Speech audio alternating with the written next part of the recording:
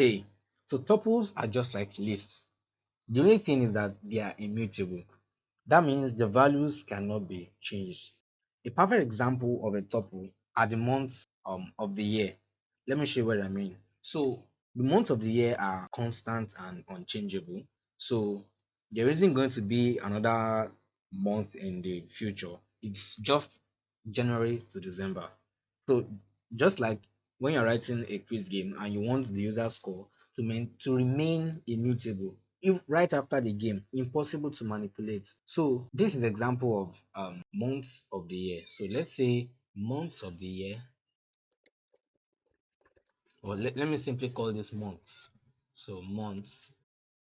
When creating a list, you use the square brackets, but for tuples, you use the normal brackets, and then you save your data. So Jan, let's call this Jan, and this one Feb, March, April, May, and June and July and up to December.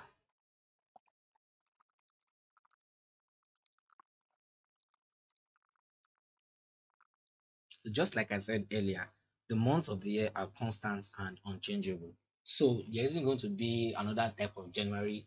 It is just 12 months and it's January to December.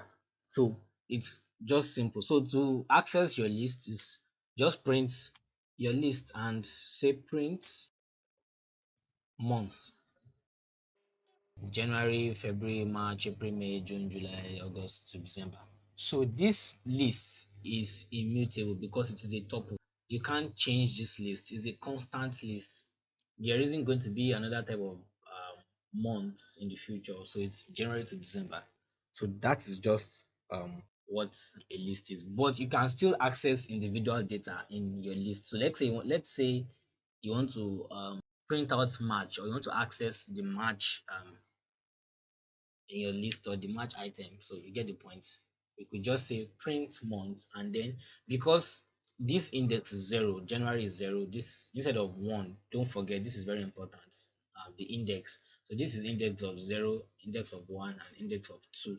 So when we say try to get the index of two and then we print it, we get March. So this is important for you to remember. So to get the index, you just have to start from zero. Yeah. So April will be 3, then we print this. May will be 4 instead of 5, so print this. And so on up to December. So this is 0, 1, 2, 3, 4 till December, which is 11. So for recap, a tuple is used to store related data, just like a list or an array, but having constant or unchanging values. So that's it for tuples in Python.